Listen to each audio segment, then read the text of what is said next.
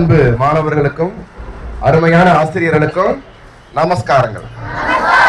எல்லாரும் மகிழ்ச்சியா இருக்கீங்களா? எல்லாரும் காலை உணவு சாப்பிட்டீங்களா? காலை உணவுக்கு இட்லி எத்தனை பேர் சாப்பிட்டீங்க? அது இட்லியும் தோசையும் சாப்பிடுவாங்க. இட்லி தோசை சாப்பிட்டவங்க தூக்குங்க. Right, okay. காலை உணவு சாப்பிடலன்னு சொல்றவங்க தூக்குங்க.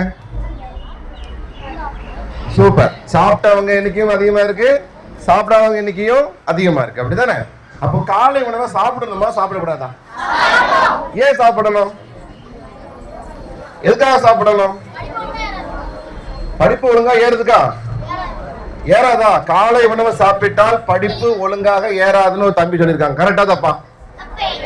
அப்போ காலை உணவு சாப்பிடாம இருந்தா படிப்பு சரியா ஏறும்ன்றது சரியா தப்பா? அப்ப எதுக்காக சாப்பிடணும்? ஏன்னா சாப்பாடு ரொம்ப முக்கியம். அப்படிதானே? சாப்பிட்டாதான் நம்ம எப்படி இருக்க முடியும்? ஒரு வண்டியை நம்ம ஓட்டணும்னா எது தேவை? என்னதான் வண்டி நல்லா இருந்தாலும் பெட்ரோல் இருந்தாதான் வண்டி ஓடும். அதே மாதிரி நம்ம உடம்புங்கிற வண்டி ஓடணும்னா அந்த பெட்ரோல் என்னது? நம்ம சாப்பிடுற சாப்பாடு தான். வண்டிக்கு பெட்ரோல் போடும்போது அதுல கொஞ்சம் தண்ணியை மிக்ஸ் பண்ணி ஊத்தியாச்சுன்னா வண்டி ஓடுமா? அதே மாதிரிதான் நம்ம உடலுக்கு பெட்ரோலுங்கிற ஆகாரத்தை கொடுக்கும் போது அந்த ஆகாரம் ஆரோக்கியமான ஆகாரமா இருந்தா மட்டும்தான் நம்ம உடம்பு நல்ல ஆரோக்கியமா இருக்கும். இப்ப சில நேரங்கள்ல சளி பிடிக்குது, உடம்பு சரியில்லாம போகுது, சின்ன சின்ன அலர்ஜிகள் வருது, பிரச்சனைகள் ஏற்படுதுன்னா நம்ம கொடுத்த பெட்ரோல்ல கலப்படம் இருக்குன்னு அர்த்தம். இன்னைக்கு எடுத்தோடனே ஆகாரத்தை பத்தி எதுக்காக பேசிட்டு இருக்கிறேன்னா, நேற்றுக்கு இதே பற்றி ஆகாரத்தை பத்திய ஒரு முக்கியமான நேஷனல் செமினார்ல டாக்டர்ஸ்க்கெல்லாம் ஒரு கிளாஸ் எடுத்தேன். எங்க? திருவனந்தபுரத்துல அழகிய மண்டபத்துல. அப்போ அந்த ஆகாரத்தை பத்தி கிளாஸ் எடுக்கும் போது நிறைய விஷயங்கள் ஒரு மருத்துவர்களுக்குமே சொல்ல வேண்டிய நிலையில தான் இருந்துட்டு இருக்கும் போது மாணவர்களுக்கு ஆகாரத்தை பத்தி ஒரு புரிதல் நமக்கு ஏற்பட்டுச்சுன்னா நம்ம இனி வருகின்ற காலத்துல ஆரோக்கியமான ஆகாரத்தை நிறைய சாப்பிடுவோம். அம்மா அப்பா நம்ம கையில டிப்ஸ் என்ன சொல்ற, ஒரு ஸ்நாக்ஸ் வாங்கிக்கோ, ஏதாவது பாக்கெட்டை வாங்கி சாப்பிடுன்னு ஒரு 10 ரூபா தராங்க. என்னெல்லாம் சாப்பிடலாம்? Lay's, super. வேற என்னது? சாக்லேட். வேற ஜூஸ். வேற பீட்சா. பீட்சா 10 ரூபாய் கிடைக்குதா? ஒரு துண்டு கிடைக்கும், 10 பேர் சேர்ந்து சாப்பிடலாம். வேற சூப்பர், ஓகே. அப்போ எல்லாமே பாக்கெட் ஐட்டங்கள் இருக்குது. குறுக்கூறு சொல்லியாச்சு. அப்படிதானே? அப்போ ஒரு 10 ரூபா நம்ம கையில கிடைக்கும் பொழுது யாருமே வாழைப்பழம் சாப்பிடலாம்னு சொல்லல. ஏன்னா வாழைப்பழத்தை விட லேஸ் டேஸ்டா இருக்கு. அப்படிதானே? ஒரு வாழைப்பழத்தை விட ஒரு கொய்யாக்காயை விட நம்ம ஜூஸ் ரொம்ப டேஸ்டா இருக்கு. அப்போ டேஸ்டா இருக்கிறதுக்காக நம்ம சாப்பிடுறோமா, நம்ம சாப்பிடுற பொருள் டேஸ்டா இருக்குமா? எது நல்லது? டேஸ்டுக்காக மட்டுமே நம்ம சாப்பிட ஆரம்பிச்சோம்னா அந்த சுவையினால ஏற்படுற பாதிப்புகளுக்கு நாம தான் பதில் சொல்லணும். சுவை நரம்புகள் உடம்புல எங்க இருக்கு? நாக்குல மட்டும் இருக்கா? வேற எங்கேயாவது இருக்கா? வேற எங்கேயாவது சுவை நரம்புகள் இருக்கா? வேற எங்கெல்லாம் இருக்கு? நாக்குல சுவை நரம்புகள் இருக்கு. அப்படிதானே? உணவு குழாயில இருக்கா? இல்ல.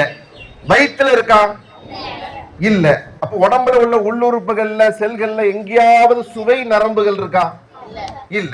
அப்ப நாக்குல மட்டும்தான் சுவை இருக்கும்போது சுவைக்காக மட்டுமே ஒரு சாப்பாடை நம்ம சாப்பிட்டோம்னா அந்த சுவை வயிற்றுக்குள்ள போகும்போது சுவை நரம்புகள் கிடையாது.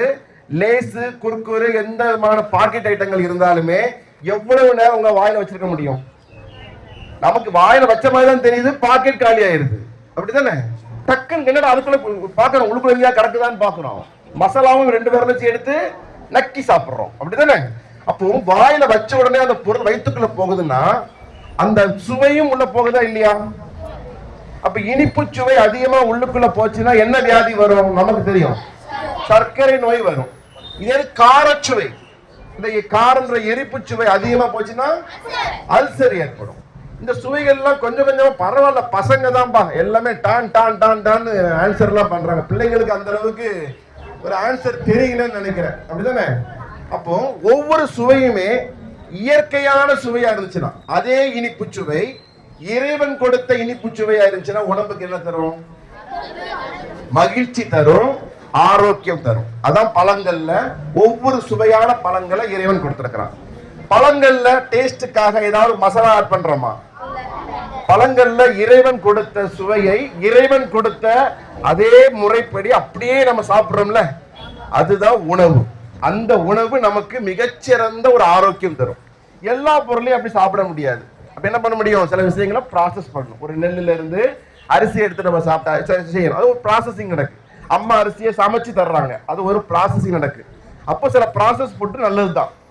ஆனா நாம உணவுங்கிற ஒரு பேர்ல சாப்பிடுற பாக்கெட் ஐட்டங்கள் இருக்கு பாத்தீங்களா, அதுக்கு பேரு அல்ட்ரா ப்ராசஸ்டு ஃபுட். என்னது? அல்ட்ரா சிட்டி பண்ணாத. அல்ட்ரா என்ன ரொம்ப அல்ட்ரா சிட்டி பண்ணிட்டு இருக்கான், அப்படிதானே? கேள்விப்பட்டிருக்கோம்ல. அல்ட்ரானா என்ன? அளவுக்கு அதிகமான. என்னது? அல்ட்ராக்கு அர்த்தம் என்ன? அளவுக்கு மிஞ்சினால் அமிர்தமும் நஞ்சி. அப்போ அளவுக்கு மிஞ்சிய என்னெல்லாம் சேர்க்கப்பட்டிருக்கும் அந்த பாக்கெட்டை இனி சாப்பிடும் பொழுது என்ன பண்ணணும்? பின்னாடி இன்கிரிடியன்ட் என்னன்றதை எடுத்து பார்க்கணும். சிம்பிளா எல்லாருக்குமே ஒரு கொஸ்டின் தான் கேட்டேன், டாக்டர்ஸ்ட் தான் கொஸ்டின் தான் கேட்டேன். என்ன கேட்டேன்னா, பொட்டேட்டோ சிப்ஸ்ல என்ன இருக்கும்?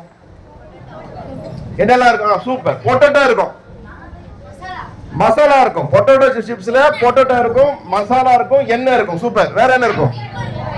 சூப்பர். உப்பு இருக்கும். சூப்பர். பொட்டேட்டோ சிப்ஸ்ல கரெக்டா சொல்லியாச்சு ஆன்சர். பொட்டேட்டோ இருக்கும், மசாலா இருக்கும், எண்ணெய் இருக்கும், உப்பு இருக்கும். அப்படிதானே? வேற ஏதாவது இருக்குமா? இதாவது பதில் இருக்கா சைடுல இருந்து? இல்ல. ஆனா நம்ம வழக்கமா சாப்பிடுற பொட்டேட்டோ சிப்ஸ பின்னாடி இன்கிரிடியன்ட் போட்டிருப்பாங்க. என்னது? சேர்மானங்கள்னு போட்டிருப்பாங்க. அதை எடுத்து திருப்பி பாத்தீங்கன்னா 18 ஐட்டங்கள் போட்டிருப்பாங்க. எத்தனை ஐட்டங்கள்? அதுல 18 ஐட்டங்கள்ல 16 ஐட்டங்கள் நமக்கு தெரியாது, நம்ம வீட்டுல கிடையாது, நம்ம சமையலுக்கு பயன்படுத்தாத ஐட்டங்கள். ஏன்னா அப்போ சின்ன ஒரு சிப்ஸ் அவர் பொறுன்னு நமக்கு வருது பாத்தீங்களா, அதுக்காக ஒரு 4 கெமிக்கல். அது வாயில வச்ச உடனே அடுத்தது தூக்கி வாயில வைக்கணும்னு தோணுது பாத்தீங்களா, அதுக்கு ஒரு 4 கெமிக்கல். அந்த பொட்டேட்டோ சிப்ஸ்க்கு லைஃப் பார்த்தாச்சுன்னா 2 வருஷத்துக்கு கெட்டு போகாம இருக்கும்னு போட்டிருப்பான். கெட்டு போகாம இருக்கிறதுக்கு ஒரு 4 கெமிக்கல். ஒவ்வொன்றும் ஆட் பண்ணி வாயில சுவைக்காக மட்டுமே அந்த பொருள் தயார் செய்யப்படுது. அப்போ சுவைக்காக மட்டுமே எந்த வகையான சத்துக்களும் இல்லாத உணவுப் பொருட்கள் எளிமையான வேலையில கிடைக்கும் பொழுது நாம தெரியாம நல்லா இருக்குன்றதுக்காக வாங்கி சாப்பிடுறோம். நம்ம வயிற்றுல நிறைய பிரச்சனைகளை ஏற்படுது. 5 ரூபாய்க்கு ஒரு சிப்ஸை வாங்கி நம்ம சாப்பிட்டுட்டு நம்ம பெற்றோர்களுக்கு 5000 ரூபாய் செலவு வைக்கிறோம். ஒரு பிரச்சனை வந்துச்சுன்னா ஹாஸ்பிட்டலுக்கு யார் தூக்கிட்டு போறா? ஹாஸ்பிட்டல்ல சும்மா பாக்குறாங்களா, நிறைய காசு கேட்கறாங்களா? நிறைய காசு கேட்போம். டெஸ்ட் எடுக்க சொல்லுவோம். ஒவ்வொரு டெஸ்டும் 1000 ரூபாய் 2000 ரூபாய் டெஸ்ட் எடுக்க சொல்லுவோம். டெய்லி வர சொல்லுவோம். ஊசி மாத்திரை கொடுப்போம். ஒவ்வொரு நாளைக்கும் 500 ரூபாய் 600 ரூபாய் ஃபீஸ் போடுவோம். மொத்தமா ஒரு பிரச்சனை வந்துச்சுன்னா என்ன ஆகும்? ஒரு 5000 ரூபாய் செலவாயிடும். 5000 ரூபாய் செலவு பண்ணதுக்கு நம்ம பெற்றோர்கள் எவ்வளவு கஷ்டப்படுறாங்க. அந்த கஷ்டத்தை ஒரு 5 ரூபாய் ஒரு ஆசைக்காக நம்ம சாப்பிட்ற சாப்பாட்டுனால கொடுக்கலாமா? இப்போதைக்கு நம்ம பெற்றோர்களுக்கு நம்ம கொடுக்க வேண்டியது நம்மளுடைய ஆரோக்கியம், நல்ல படிப்பு, நல்லா படிச்சு நல்லா வளர்ந்துட்டு இருக்கிறேன், நல்ல ஒழுக்கமா இருக்கிறன்ற ஒரு சிந்தனையை தான் நம்ம கொடுக்கணும். இந்த சிந்தனையோடு ஒரு அரசர் ஒரு கதைக்கே வந்துருவோமே, சிம்பிளான கதைக்கு வந்துடும். ஒரு பெரிய ஒரு விருந்து ஏற்பாடு பண்ணியிருந்தார்.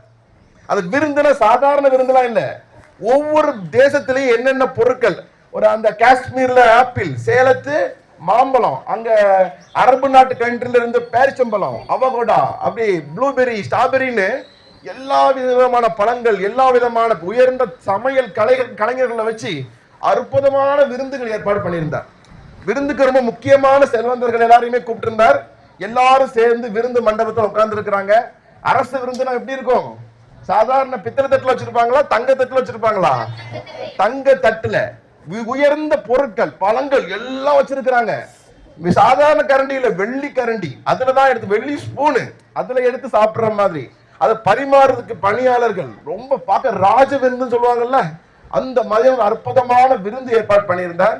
பெரிய பெரிய நபர்கள்லாம் அரசர் சொல்லியிருக்காரு, அரசர் நம்மளை இன்வைட் பண்ணியிருக்கிறார். அப்ப அரசருக்கு ரொம்ப மகிழ்ச்சியா எல்லாரும் வந்திருந்தாங்க. எல்லாரும் உட்கார்ந்தாங்க. ஒவ்வொன்னா பரிமாறப்பட்டது. குலாப் ஜாம் வச்சாங்க. அந்த பழம் நல்ல சேலத்து மாம்பழம் அப்படி மனமா இருந்தது, அப்படியே வெட்டி வச்சாங்க. பாக்குறதுக்கே நாட்டுல எச்சி வருது இல்ல, அது எல்லாருக்கும் எச்சி உரிச்சு. அப்படி எல்லாரும் உட்கார்ந்துட்டு இருக்கும்போது கடைசியில அந்த மேஜைக்கு நடுவுல ஒரு 10 நாள் செத்த எலிய கொண்டு போய் வச்சாங்க. சரியா? இப்போதைக்கு விருந்து ஆரம்பமாகட்டும் அரசர் சொன்னார். எல்லாரும் அரசர் சொல்லிட்டார், சாப்பிடுங்கன்னு சொல்லிட்டார். அப்ப அரச கட்டளை மீற முடியுமா? அந்த நேரத்துல சாப்பிட மாட்டேன்னு நினைச்சு போனா என்ன ஆகும்? அது அரசர்களுடைய கட்டளை மீறினதுக்கு சமமாயிடும். எல்லாரும் என்ன பண்ணாங்க, மூக்க அப்படி பொத்திக்கிட்டு ஸ்பூனால அவங்க சாப்பாடை எடுத்து சாப்பிட்டாங்க. சென்டர்ல எலி என்ன செய்யுது, மணக்குமா என்ன செய்யும், பயங்கரமான நான் கப்படிக்குது. மூக்க பொத்திக்கிட்டே என்ன பண்றாங்க, சாப்பிட்டுட்டே இருந்தாங்க. வேற வழி இல்லாம எந்திச்சு போனாங்க, வெளியில போய் வாந்தி எடுத்தது ரெண்டாவது கதை. இதே மாதிரியான சூழல் நமக்கும் ஏற்பட்டுச்சுன்னா நாமளும் என்ன பண்ணணும், சில விஷயங்களை மாற்றி யோசிக்கணும்னு சொல்லி இருக்கிறாங்க. அப்படிதானே? என்னதான் உயர்ந்த தட்டுல உயர்ந்த பழங்கள் உயர்ந்த ஆகாரங்கள் நமக்கு படைக்கப்பட்டிருந்த அந்த விருந்துல கலந்து கொண்டாலுமே அதுல சகிக்க முடியாத துர்நாற்றம் அடிக்கக்கூடிய ஒரு இறந்த எலி சென்டர்ல இருக்கும் போது மூக்கை பற்றி சாப்பிடுறதுங்கிறது சரியான முறையா இருக்குமா? அரசர் விருந்து சாப்பிட சொன்னார்.